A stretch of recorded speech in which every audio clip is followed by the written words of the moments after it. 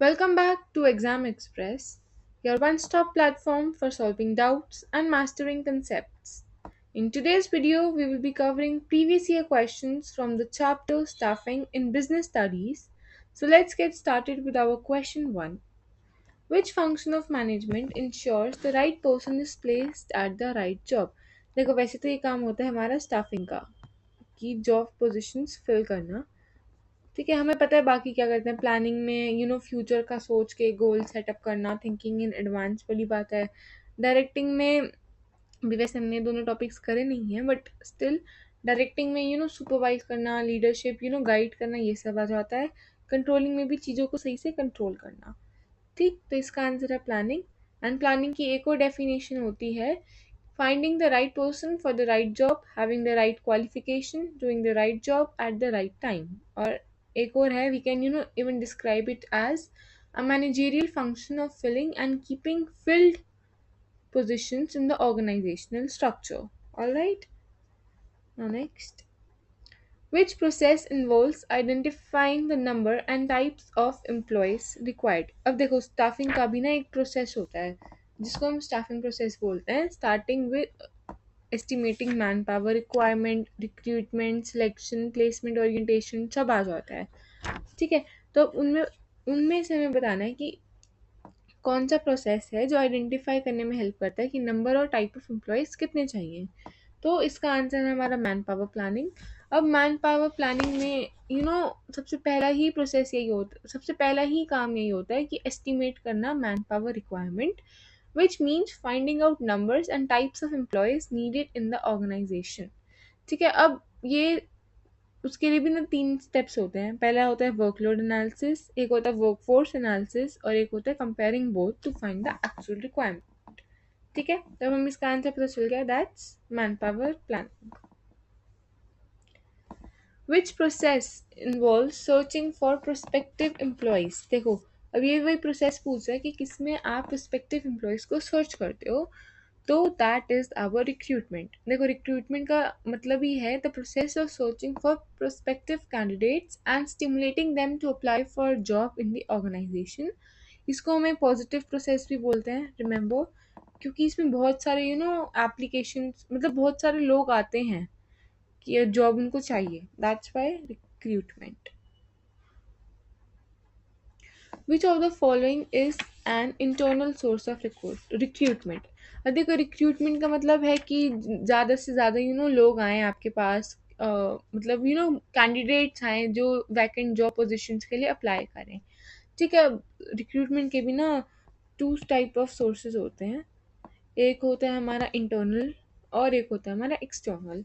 अब internal source क्या होता है जिसमें आप अपनी कंपनी के अंदर से ही रिक्रूट करते हो। ठीक है, मतलब कोई एक बंदा इस उससे डेस्क 1 से डेस्क 10 पे ट्रांसफ़र कर दिया बिकॉज़ 1 पे अब उसकी नीड नहीं है, एक तरीके से।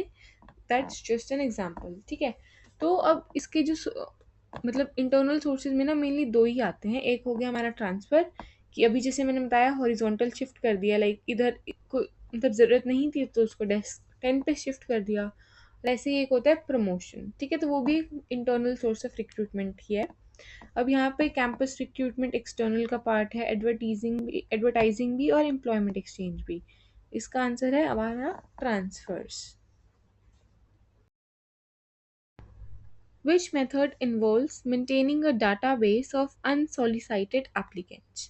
ठीक है, अब एक एक करके इसमें देखते हैं। हमारे एक्सटर्नल सोर्सेज की बात हो रही है, लास्ट से स्टार्ट करते हैं, कैंपस रिक्रूटमेंट। अब देखो कैंपस रिक्रूटमेंट में क्या होता है, जो सीनियर मैनेजर्स हैं ना ऑर्गेनाइजेशंस के, तो बहुत सारे प्रोफेशनल कॉलेजेस या टेक्निकल इंस्टीट्यूट विजिट करते हैं ताकि उनको फ्रेश ग्रेजुएट्स मिल पाएँ।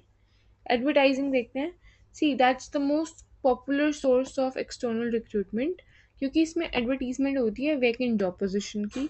अब है हमारा लेबर कॉन्ट्रैक्टर्स, इसके अंदर काफ़ी सारे unskilled workers at a short notice चाहिए होते हैं, तो उन लेबर से अच्छे कॉन्टैक्ट्स बना के रखना, या जो उनका कॉन्ट्रैक्टर है उनसे अच्छे कॉन्टैक्ट्स बना के रखना। नेक्स्ट है हमारा कैजुअल कॉलर्स, इन दिस जो लार्ज ऑर्गेनाइजेशन होती है ना, वो एक एप्लीकेशन फाइल या फिर डाटाबेस बना के रखती है सारे पेंडिंग एप्लीकेंट्स का, ताकि जब उनको कोई सूटेबल कैंडिडेट चाहिए तो वो उस वेटिंग लिस्ट से बुला लें। अब इस क्वेश्चन में भी यही पूछा हुआ है डाटाबेस वाला, तो इसका आंसर है हमारा casual callers. Next, which recruitment source is suitable for temporary workers? देखो, जब वर्कर्स टेम्पररी उसमें कम टाइम के लिए चाहिए होते हैं ना, तो हमें सबसे अच्छा जो सूटेबल सोर्स होता है वो होता है लेबर कॉन्ट्रैक्टर्स। बिकॉज आप शॉर्ट नोटिस पे काफ़ी सारे अनस्किल्ड लेबर्स बुला सकते हो। अब देखो, टेम्पररी काम के लिए आपको कोई स्किल्ड वर्कर तो चाहिए नहीं होगा, तो यू ऑब्वियसली नीड समवन जो कैजुअल काम बहुत आराम से कर दे, तो उसके लिए ऑब्वियसली अनस्किल्ड लेबर बेस्ट है। And for that you have labor contractors as the best suitable source. All right, moving to seventh, identify the correct statement about staffing. Okay, अब हमें correct statement बतानी है. Staffing helps discover competent employees. Yes, it's correct. It ensures efficient utilization of human resources. Yes, कि कौन सा बंदा क्या काम करेगा, कैसे करेगा, सब कुछ, तो हाँ, proper utilization. It ensure survival and growth of the organisation. Obviously अगर अच्छे एम्प्लॉयज़ हैं तो वो अपना सारा ध्यान ग्रोथ में लगा देंगे ऑर्गेनाइजेशन की, ऑर्गेनाइजेशन के भले के लिए सोचेंगे। तो in that case yes, staffing will definitely affect growth of the organisation. तो देखो, इसमें तीनों ही ठीक है, option C will go. Identify correct statements regarding recruitment. Okay, अब रिक्रूटमेंट के रिगार्डिंग हमें करेक्ट स्टेटमेंट बतानी है। It attracts job applicants. Yes, क्योंकि रिक्रूटमेंट का मतलब ही यही होता है कि फ्रेश कैंडिडेट्स को वो करना, ताकि वो आपके उसमें वैकेंसी के लिए अप्लाई करें। It increases selection ratio.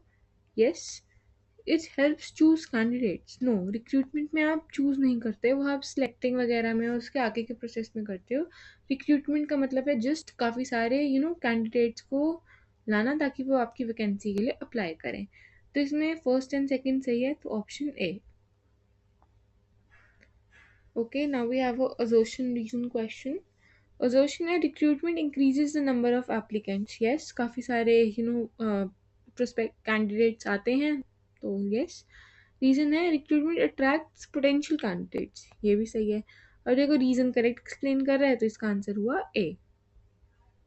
Again assertion reason, selection is a negative process. Yes, इसको याद रखो। देखो, रिक्रूटमेंट होता है हमारा पॉजिटिव प्रोसेस और सिलेक्शन होता है हमारा नेगेटिव प्रोसेस। ठीक है, अब इसका रीज़न क्या होता है? देखो, रिक्रूटमेंट में बहुत सारे लोग आते हैं, बहुत सारे लोग अपनी जॉब जॉब के लिए, मतलब उस वैकेंसी के लिए रिज्यूमे देते हैं, बट सिलेक्शन में उसमें से कितने कम ही लोग सिलेक्ट हो पाते हैं, राइट? तो काफ़ी सारे जो एप्लीकेंट्स हैं वो रिजेक्ट हो जाते हैं। In that case it is a negative process and ये पॉजिटिव प्रोसेस है। तो असर्शन हमारा सही है। रीज़न है many candidates are rejected during selection. Of course ये सही है, यही इसका रीज़न है, तो A option. Arrange steps of staffing in correct order. Okay, अच्छा देखो, जैसे प्लानिंग प्रोसेस है, जैसे ऑर्गेनाइजिंग प्रोसेस है, in the same manner we have staffing process. Staffing process याद करने के लिए जो शॉर्टकट है दैट इज ERSPTPPC। ठीक है, ये याद करो। E stands for estimating manpower requirement, R stands for recruitment, selection, placement and orientation, training and development, performance appraisal, promotion and last compensation। ठीक है, ERSPTPPC। ऑलराइट, अब ये है उसको करेक्ट ऑर्डर में बताना। तो देखो, एस्टिमेटिंग मैन पावर तो है नहीं, तो उसको छोड़ो। नेक्स्ट है हमारा रिक्रूटमेंट। ठीक है, ए मतलब ए तो फर्स्ट में आएगा। उसके बाद होना चाहिए हमारा सिलेक्शन। ठीक है, ये एस। ये हमारा डी। अब देख लो ए और डी कौन से उसमें करेक्ट ऑर्डर में है, ऑप्शन ए में। ठीक है, just remember this, ERSPTPPC। Okay, एक बार क्विक याद कर लो, ऑर्गेनाइजिंग का भी मैंने बताया था, याद है? Identification and division of work, departmentalization, assigning of duties and establishing reporting relationship, IDAE। Alright, इसका option A. ABC Limited recruits employees from engineering colleges and then provides them with training. Now answer question 12 to 14 based on this. Okay. Which recruitment method is used? अब देखो यहाँ पे है employees from engineering colleges and then provides them training. तो ये obviously हो गया हमारा कैंपस रिक्रूटमेंट. मैंने कैंपस रिक्रूटमेंट एक्सप्लेन करा था कि टेक्निकल इंस्टीट्यूट्स में कॉलेजेस में जाते हैं ताकि उनको फ्रेश ग्रेजुएट्स मिल पाए. Training after recruitment improves skills. देखो ऑब्वियसली अगर आप किसी चीज़ को सीख रहे हो, किसी चीज़ की ट्रेनिंग ले रहे हो, तो आपकी स्किल्स बढ़ेंगी, एफिशिएंसी भी, कॉन्फिडेंस भी. अगर आपको कोई चीज़ अच्छे से आती है तो ऑब्वियसली आपको कॉन्फिडेंस बढ़ेगा, आप उसमें एफिशिएंट होगे, राइट. तो इसका आंसर है हमारा all of the above, all basically. Which function of management is highlighted? बहुत सिंपल है, एक्सप्लेन करने की जरूरत नहीं है. डायरेक्ट आंसर है staffing. Which test measures personality traits? Okay, अब इसके अंदर भी ना काफ़ी सारे टेस्ट वगैरह आ जाते हैं जिसमें इंटेलिजेंस टेस्ट, ट्रेट टेस्ट, ये सब इंक्लूडेड होता है. All right. तो अब हम मतलब ये सारे टेस्ट आते हैं हमारे सिलेक्शन प्रोसेस के अंदर. ठीक है, अब सिलेक्शन का भी प्रोसेस होता है. Preliminary screening, then selection test, employment interview, checking references, selection decision, medical examination, job offer and at last contract of employment. अब इसमें जो सिलेक्शन टेस्ट है उसके अंदर हमारे कुछ टाइप ऑफ टेस्ट होते हैं. बेसिकली 5 टाइप ऑफ टेस्ट होते हैं. अब उसको याद करने के लिए है PATII. P stands for personality test, A stands for attitude test, no sorry, aptitude, not attitude, aptitude test. T stands for trait test, I stands for intelligence test and this I stands for interest test. ठीक है, अब ये 5 type के हमारे test हो गए. इसमें से अगर हम एक एक समझें तो पर्सनालिटी टेस्ट सबसे पहले है. It is done to find out the human behaviour of the candidate. Aptitude test में है potential of learning new jobs. Trade test में आता है एग्जिस्टिंग स्किल्स को पता करने के लिए. देखो एप्टीट्यूड का मतलब है कि पोटेंशियल, कि वो कितना नया काम सीख सकता है, और ट्रेड टेस्ट है उसके एग्जिस्टिंग नॉलेज और स्किल्स चेक करने के लिए. इंटेलिजेंस टेस्ट में उसका आईक्यू लेवल आ गया, और इंटरेस्ट टेस्ट में आ गया कि वो किस टाइप की जॉब करने में ज़्यादा इंटरेस्टेड है. ठीक है, अब इसने बोला है पर्सनालिटी ट्रेट्स, तो वो ऑब्वियसली पर्सनालिटी टेस्ट ही करता है. That's C. Which method recruits workers at factory gate? Okay, अब देखो इसमें भी हमने सारे एक्सटर्नल रिक्रूटमेंट के मेथड्स कवर नहीं करे थे. और भी होते हैं रिक्रूटमेंट के मेथड, जैसे कि एम्प्लॉयमेंट एक्सचेंज हो गया, कैंपस रिक्रूटमेंट तो हमने कर लिया था, वेब पब्लिशिंग हो गया, रिकमेंडेशन ऑप्शन हो गया, प्लेसमेंट एजेंसीज हो गया. तो छोर भी देख लेते हैं. देखो डायरेक्ट रिक्रूटमेंट होता है कि कई बार ना जो ऑर्गेनाइजेशंस हैं वो नोटिस गेट पे लगा देती हैं कि हाँ उनको अनस्किल्ड जॉब पोजीशन, मतलब ये कोई वैकेंसी है तो ये चाहिए जॉब. एंड इसको ना हम काफ़ी कैजुअल या बदली वर्कर्स भी कहते हैं, जो डायरेक्ट रिक्रूटमेंट के थ्रू आती है. कैजुअल कॉलर्स हमने समझ लिया था, एडवर्टाइजिंग तो हमें पता ही है, वो भी देख लिया था. नेक्स्ट आता है हमारा employment exchanges. C government employment exchanges act as the middleman between the job seekers and the organizations who have vacant job positions. तो जो जॉब सीकर्स हैं वो अपना रिज्यूमे और डिटेल्स वगैरह एम्प्लॉयमेंट एक्सचेंजेस के पास छोड़ देते हैं, और जो ऑर्गेनाइजेशन हैं वो फिर वहाँ से अप्रोच कर लेती हैं. और नेक्स्ट है हमारा प्लेसमेंट एजेंसीज. देखो प्लेसमेंट एजेंसीज जो है ना वो नेशन वाइड सर्विस देती है कि वो matching demand and supply workforce की देख पाए. Alright. Next comes our campus recruitment, जो हमने समझ लिया. एक आता है हमारा recommendation from present employees. Like many firms जो है ना वो अपने प्रेजेंट एम्प्लॉयज़ को इनकरेज करते हैं कि वो अपने रिलेटिव्स का नाम रिकमेंड करें या फिर फ्रेंड्स का, कि वो जॉब पोजीशन आके फिल करें. लेबर कॉन्ट्रैक्टर्स हो गया. एंड बचा वेब पब्लिशिंग. उसमें बेसिकली वेबसाइट्स पे जैसे जॉब सीकर्स की डिमांड करी जाती है. अब ये इन्होंने फैक्ट्री गेट वाला पूछा है, तो इसका आंसर है हमारा डायरेक्ट रिक्रूटमेंट. इसको हम बदली वर्कर्स भी कहते हैं. बदली workers comes from direct recruitment method. अब हमने सारे एक्सटर्नल मेथड्स देख लिए हैं, ठीक है, रिक्रूटमेंट के. Which training method uses stimulated work environment? Vestibule training, internship, job rotation या फिर क्लासरूम? अब देखो ट्रेनिंग का मतलब तो पता है, C training means equipping the employees with the required skill to perform the job. Alright, अब ट्रेनिंग के भी दो मेथड होते हैं, एक होता है ऑन द जॉब ट्रेनिंग और एक होता है ऑफ द जॉब ट्रेनिंग। ठीक है, अब of on the job training के होते हैं हमारे तीन वो सब पार्ट्स। एक है हमारा नॉर्मल ट्रेनिंग, जहाँ पे जो वर्कर्स स्किल्ड जॉब्स जो हैं उस वो सीखने के लिए ट्रेनिंग प्रोग्राम रखा जाता है, that is on job training. एक है हमारा इंटर्नशिप और एक है हमारा इंडक्शन या फिर ओरिएंटेशन ट्रेनिंग। ठीक है, ये तो हो गया हमारे ऑन द जॉब ट्रेनिंग का part. Off the job training में जो सबसे कॉमन मेथड है that is vestibule school. It means duplicating model of the organisation. Basically जो जहाँ पे सोफिस्टिकेटेड मशीनरी है, लाइक एक ऑर्गेनाइजेशन में काफ़ी एक्सपेंसिव सोफिस्टिकेटेड मशीनरी है जो उन्होंने बाहर से मंगवाई है, तो अब डायरेक्टली न्यू वर्कर्स को उस पर नहीं भेजा जा सकता। तो उसके लिए उनके लिए एक डुप्लीकेट मशीनरी सेटअप सेट करा जाता है, जहाँ पे वो प्रैक्टिस करें, अच्छे से सीखें, फिर वो रियल मशीन पे आके काम करें। ठीक है, now this is vestibule training and it is a part off the job training.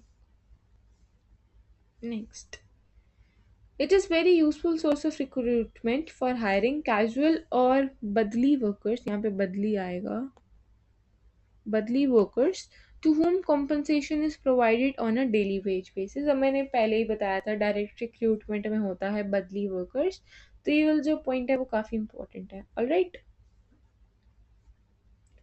the activities whose outcome not only improve the job performance but also help individual in the progress towards maturity and actualization of their potential capital capacities is known as, in that case that is development, कि overall develop होना। बहुत basic सा था ये तो, देखो ना मतलब हल्का सा पढ़ोगे तो भी समझ आ जाएगा। Which of the following is the most serious problem that might arise due to excessive reliance on internal recruitment? Okay, अब देखो हमने देखा कि इंटरनल रिक्रूटमेंट होती है, एक्सटर्नल रिक्रूटमेंट होती है, तो अब हर एक चीज़ का कोई ना कोई बेनिफिट एडवांटेज डिसएडवांटेज होगा, राइट? तो अब इन्होंने पूछा है कि जो हमारी इंटरनल रिक्रूटमेंट है उसका वन ऑफ द डिसएडवांटेज बताओ।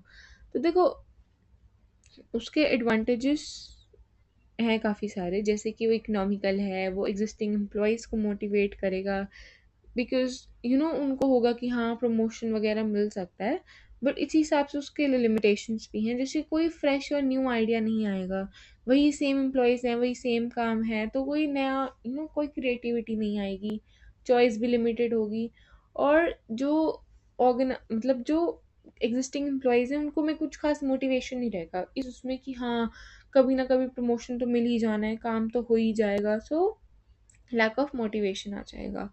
अब इसमें पूछा है एक्सेसिव रिलायंस इंटरनल रिक्रूटमेंट से क्या होगा? हाई लेवल टर्नओवर नहीं, ये तो टर्नओवर्स तो नहीं होंगे, टर्नओवर की स्टेबिलिटी हो जाएगी।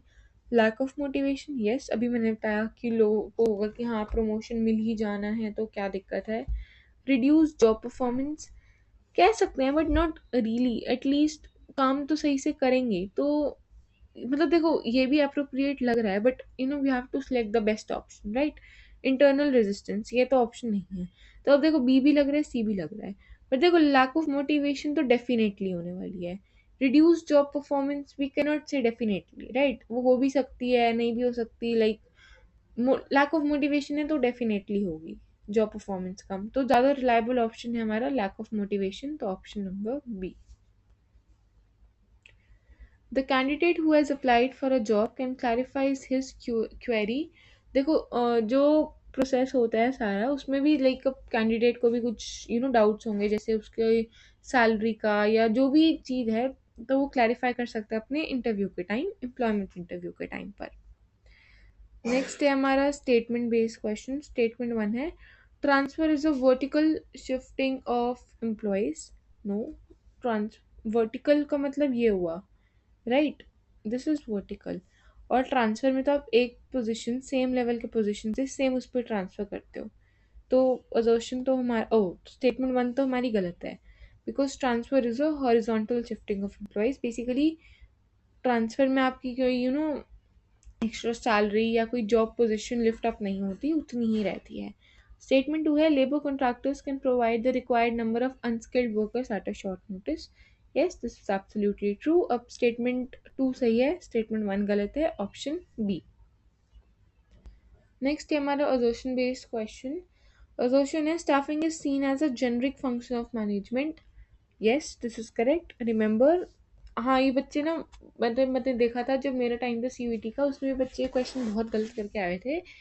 देखो आई डोंट नो आपने ट्वेल्थ कौन सी बुक्स वगैरह से पढ़ी है, बट एक बुक में क्लियरली लाइन लिखी हुई है कि जो स्टाफिंग है उसको जेनरिक फंक्शन ऑफ मैनेजमेंट कहा जाता है। ऑलराइट, तो assertion तो हमारा सही है। रीजन है हमारा, selection seeks to attract suitable applicants to apply for available jobs। No, ये तो वैसे भी हमारा रिक्रूटमेंट होता है, सिलेक्शन नहीं। तो इसमें हमारा सिर्फ assertion सही है और रीजन गलत है, तो ऑप्शन हो गया हमारा बी।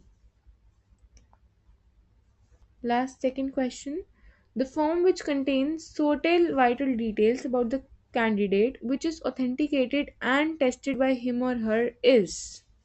देखो ऑब्वियसली उसमें वाइटल डिटेल्स कैंडिडेट की हैं, टेस्टेड हैं, तो वो हो गया हमारा मेडिकल टेस्ट रिपोर्ट।